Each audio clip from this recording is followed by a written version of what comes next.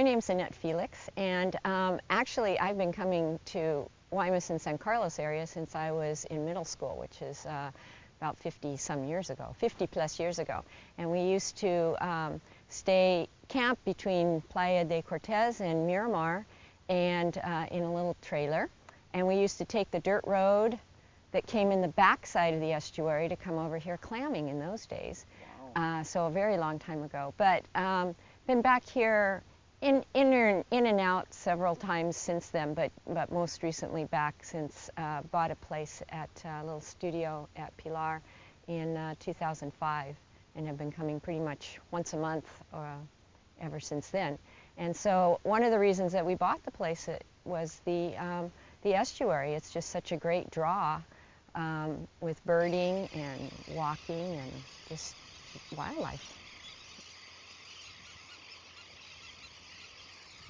Well, I think that everybody who buys at Pilar or comes to rent at Pilar and stays, this is a magical place. The estuary is a magical place, and for a lot of them, I think that's the reason that they come here. There's a lot of birders that are owners, there's a lot of kayakers, just in general. And so I think they hold this place as a very special place and a magical place, and they want to keep it that way, and so they do what they can do when they're here.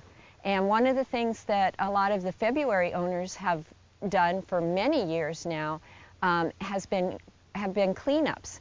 And they first started doing the roadway from the highway into Pilar, and they used to clean that. And then they've branched out now. And this past February, there were about 12 or 14 of us that came out, and we cleaned around in the estuary areas. And if anybody's ever walked back here, you could spend days back here pulling things from the mangroves. So even though it was a planned activity, the people that stay at Pilar, whether it's July, whether it's April, whenever it is, they usually always pick up trash, whether it's in the back here or when they walk the beach.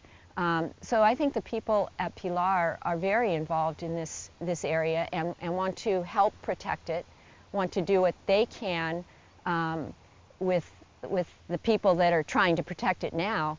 They're more than happy to sign on and do what they can do. All right, let's talk about the recent changes over the last 5 years. What are things that you've seen go on out here that you're not exactly that terribly thrilled about seeing going on out here?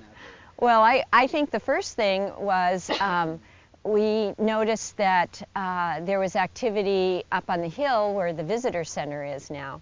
And this has been, there was talk that there was going to be a visitor center, first of all. So I made some contacts. I'm on the board of a group in Puerto Peñasco called CEDO, which is the Center Studies for Deserts and Oceans. And I asked the director there, who could I contact down here? Who could I find out what's going on? And she gave me some names down here, and I contacted some of those. And I went to say, you know, the people at Pilar would be more than happy to help you in your endeavors here. You know, maybe we could be docents at the visitor center. We have very knowledgeable people about birds and things. And so we started seeing that develop. There was money being spent on a chain link fence that goes part way around, but not all the way around, which is now falling down. And now, then, not very many months ago, my husband and I were kayaking in the back, and all of a sudden saw these metal structures and new palapas, and we panicked. We said, what is going on here? And so again, I reached out and tried to find out, and then everything started breaking. Over the years now, has anybody ever reached out to the people here at Pilar, any of the biologists, any of the CEDES officials at all, anybody who's, over the years there's been different people in charge of the estuary, right, as we all know. Has anybody ever reached out and asked anybody their opinion at all on what's going on over here at the estuary? Not to my knowledge. I haven't spoken to the manager of Pilar. I don't know if there's been contact through that office, but it certainly has, if there has been, it certainly hasn't filtered down through our annual meetings or any of that. Okay, my name is Joy Chandler. And what's your experiences here in the estuary, Joy? Tell me when did you first start coming? Do you guys have a place here? We do. We bought when Pilar was really very, very new. We set foot on the property, and about half an hour later we had signed up for one of the timeshares that they were selling back then, and we've had it for over 35 years now. So you're one of the pioneers of that's very close to when they started the Pilar. That's right. You're a pioneer from the Pilar. Well, and I'd come down here when I was in graduate school, and with a girlfriend and a fellow in a MGB with a door wired shut, and had to stay in Wymus. There was nothing out here when I first came down. I believe it was '67, and very little in San Carlos, and stayed in a hotel in Wymus that was 35 cents a night. 35 cents a night. 4 double beds and a single. Damn. I missed out on that one. Yeah. So we've been here and watched this and raised our children here, and everyone said, what are you going to do when they're tired of it? And one bought here and one had her wedding here last year. So it's, as Annette said, we all have memories, and this is a terribly, terribly special place for all of us. What are your concerns here at the estuary? What concerns you the most now that... Well, Annette and I were just talking about the fact that I look back and people will say Mexico, and it's so dirty, and they throw all this out. Well, I had a dad who threw beer cans out. It was a consciousness raising thing, and it was Lady Bird Johnson who said, don't be a litter bug, and we learned, and it needs to be done down here. It's the same thing, and whether it's the estuary, the beach, whatever it is, we need to have people understand that, especially for our birds, that some of them are only taking in enough calories for a certain number of flights, that once dogs start chasing them and put them into the air, they have shortened that bird's life considerably. And it's not a matter of that these people are careless with their animals or don't care about the birds. It's that they don't have the consciousness to know how important it is to protect what we have here, because it's not sustainable on its own. It's going to take our stewardship to have this alive and well for future generations. Has anybody been doing that here over the years? Because now there's, now we have sedes over there, but the estuary is big.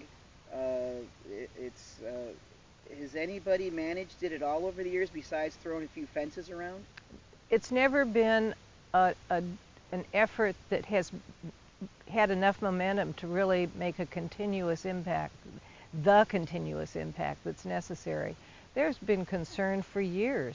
You know, I can remember a professor who was down here that was brought in to help plan to develop this, and instead he looked at it and said, you can't develop this. There's very few places like this in the world. And so it's been piecemeal efforts and piecemeal types of sort of people that come down and say, we need to do something different, but it never gets cohesive and gets done all at once or is sustained. It ends up with, as Annette said, you come here one day and all of a sudden there's something here saying, oh, we're going to have a zip line now? You know, that's not something birds are going to embrace. You know, you guys have done a lot of work picking up garbage. Anybody ever reached out asking your opinion on the estuary? No, never. Never.